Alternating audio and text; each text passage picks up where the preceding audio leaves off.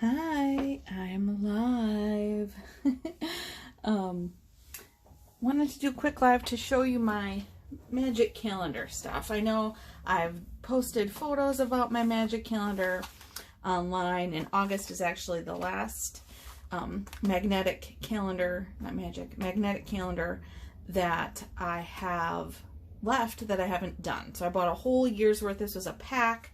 I think it was Button Farm Club had a deal on the whole pack, and I got the whole pack. So I had the frame and all 12 months, and this is the last of my 12. September was the month that I got it last year. So this is my very last month. Haven't even opened it yet, so I wanted to kind of show you a little bit about the calendar and my process when I work with it. So, it comes in a bag just like this, and we'll open it up. I save these usually, and then I put the month back in, and I've got a storage container where I keep them, now that they're done. And I usually also just keep the little sheet as a reference as I'm putting it together. Mine don't look exactly like the ones that are there, but it helps me just kind of think about the calendar. And there's lots of pieces. This one in particular seems to have a lot of pieces, and they're not always stuck together very well. But anyway, so this is the top bar where I put the month. And what I usually do when it has these little things on it is these are the stickers. So usually the letters are stuck on here. Like I said, this one's really pretty loose for some reason. But I just use like a putty knife and pull them off. Not a big deal. I could, if I were going to paint on here, which some of them I've done, I've just painted on the top.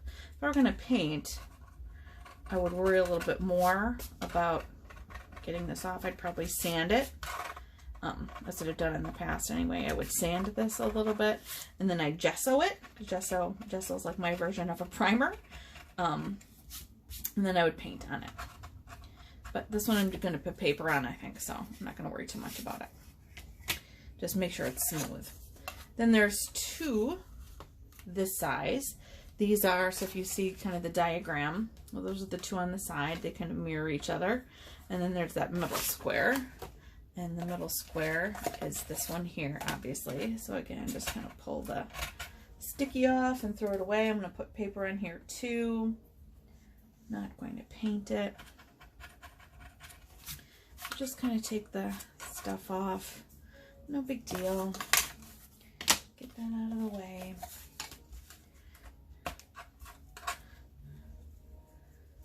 Okay. So those are essentially ready. Then I start to kind of, these are the magnets. I usually just set these aside. Those are the very last thing I would do. I also went through my paper stash and kind of thought about what I would want for this. I'm still not sure. I usually grab more paper than what I actually use just to kind of get some ideas once I kind of have all the pieces and think about layout and stuff. So like here's the van. And what I do on these is I just put a little pencil mark so I kind of know where the top is. It kind of helps with these. Otherwise you end up, if you put it on backwards, it gets kind of weird. And there must be something else. A bumper. Here's the bumper that goes on here. I'll try to keep this together. I have some, I think, metallic paper I put in the pack. And then some glitter paper too, I thought, for the bug. And I should have grabbed some white. I didn't. So maybe I'll paint the white. That wouldn't be terrible because this is paper. I could put paper, although, and I always try to kind of think about like what am I working with and how hard is it going to be. So for these holes, these would be a little bit hard once I put paper on it to kind of cut them out and make them look smooth. I do have a sander, a round sander, and that helps, and I have done some round before. So I could paint it and then put a gloss over the top. That would make it look shiny, and that wouldn't be bad. Or I could put paper on it. I think I grabbed some glitter paper, which I thought would be cool. But it might be just as easy to paint it and put a glossy cover on it. Or even a little bit of holographic paint. I've got like a holographic kind of clear gloss. That might be fun. Make it look a little more buggy. I think I have red paint. I'll have to look and see if I have red paint. Right, just you have to, all these little pieces have to come off. And like I said, I just try and kind of keep them all together. And this too, like you've been seeing here, like it shows a mirror, and that's those openings. So rather than having the back paper of the square show through, they put some paper on the back. So, and I've done that too, so I have to keep that in mind also, that I will want to put a piece of paper maybe on the back. Gives a little bit more dimension, which is fun. Here's my bumper, right in my Volkswagen symbol that I could paint with a silver paint. That would be kind of nice. Here's my letters. I've done all kinds of things with letters. I have done paper. It's not my favorite because, again, it is really a lot of sanding, but I've done it. I think my current month has metallic paper, so I did that. That's July. And I've also painted. I've done glitter with glue. I've done embossing. I've done crackle paint, so I could do anything. Maybe I'll do some more crackle paint. I don't think I've done that in a while, and I kind of like it. But I just set the letters off to the side. They're one of the, again, one of the last things I do. Just everything else kind of dictates. Then there is this. So I have got the sand and the surfboard and this little kind of wave on the surfboard that I think goes like this based on the picture. And then it looks like the tree is two-dimensional, which is fun. This is the one that goes with this. Yep, you have to sound, like I said, sometimes figure out what goes with what. So that's fun. And then this sandy piece. It's like this is, no, this must be the sandy piece for this one because there's a sticker and there's no sticker here, so it must go this way. So like I said, sometimes it's putting the pieces together a little bit. And once I put paper or paint or whatever on, the marks go away, so it's not as big of a deal. A little star in there. I've got some gold shiny paper I think I'll use. Okay. And then again, right, you just kind of gently pull it all apart. Use my little knife. And the stickers on the back. Again, I'm not worried about it showing. And for these, I might even just keep it together a little bit more, although the stars don't matter. Sometimes it's like important for me to know which pieces go with which tree. So I could even put like a letter on it. Maybe I'll do that. I'll put a letter A, just so I know these are all together. Make my little line into a capital A. There we go. So now I know the top and I know which ones go together. So that's going to help. When I have to assemble this again later, it'll help me a little bit. Just keep track of it. And just pull the sticker off, toss it in my trash. There. And so with these, and I might even offset it more than in the picture. In the picture, they don't show a big offset, but with this, it might be kind of cool to offset it a little bit more, give it a little bit more dimension. So sometimes I do a little, I get a little more creative than what they show, just for fun. And say, hey, what else? What could I do that would be different? I'm gonna try and keep all these pieces together, otherwise they just get in the way. Okay. And then this one we'll call C, I think, because C is less like A. So it'll be less likely for me to confuse it.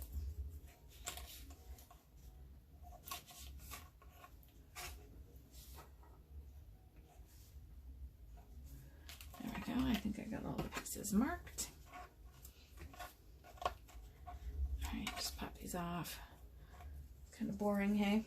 I need to show something a little more interesting. Anyway, so it's just the process. And I'm almost done. And then, like I said, sometimes I would sand these, but I don't think I need to. I'm just a little bit of sticky on the back here. Okay. So now I have to think about, this is the fun and creative part. I have to think about what kind of papers and things I want to use here. So this was the glitter paper that I thought might be fun for the bug.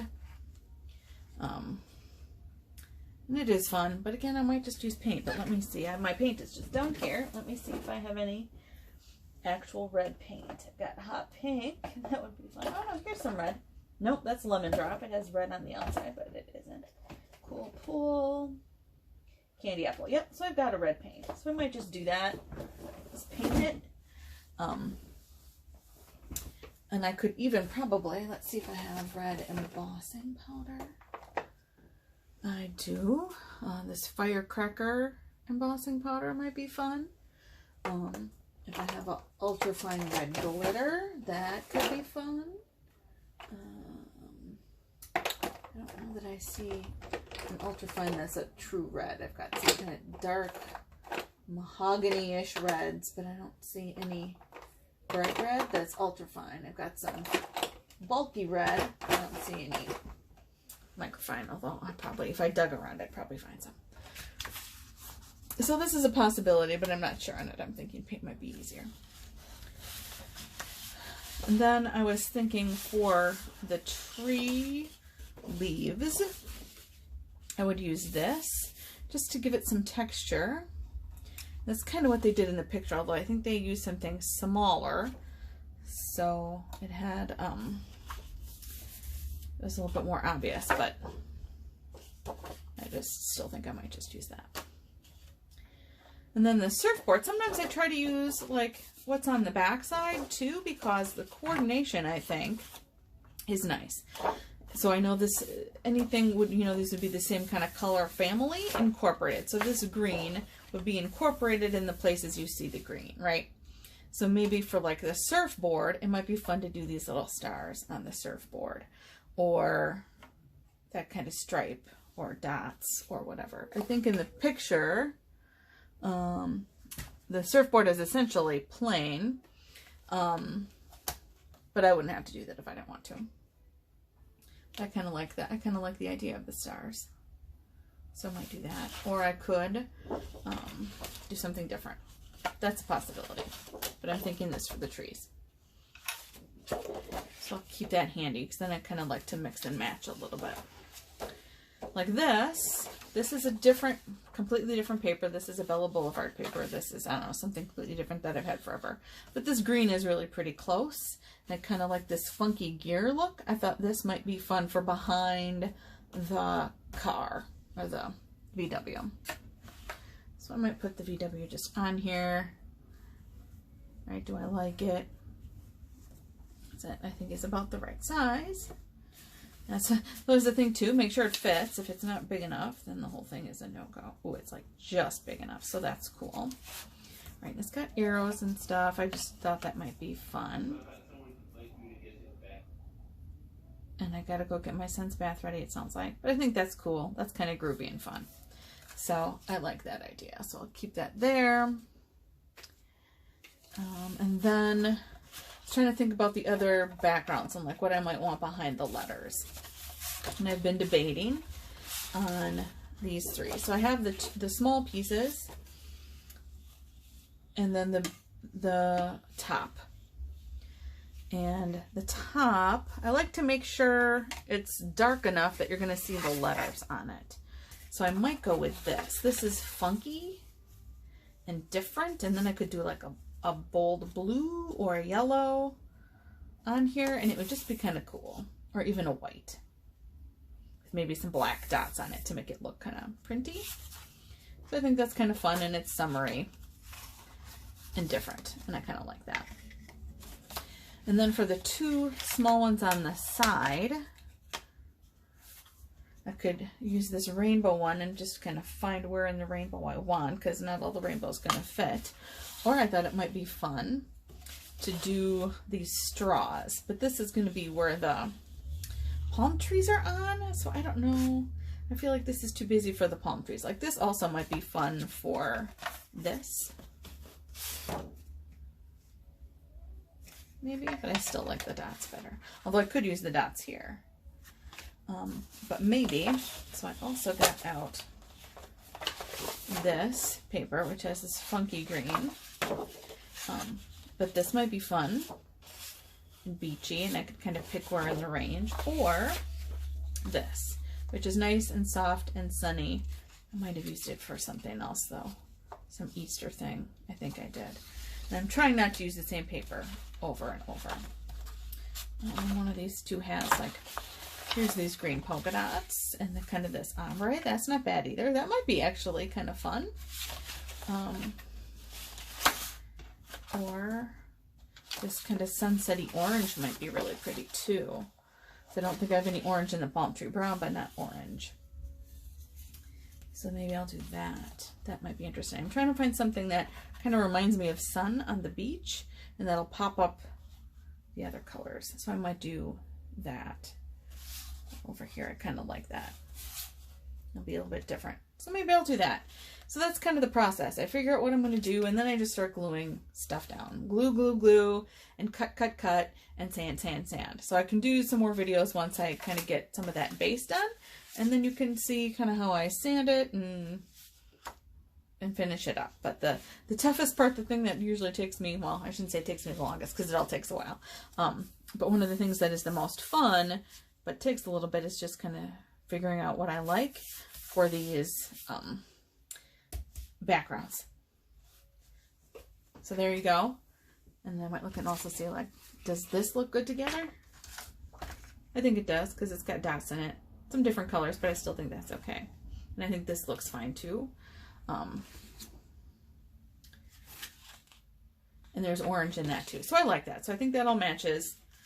I still might think about this though. Not the back, the front.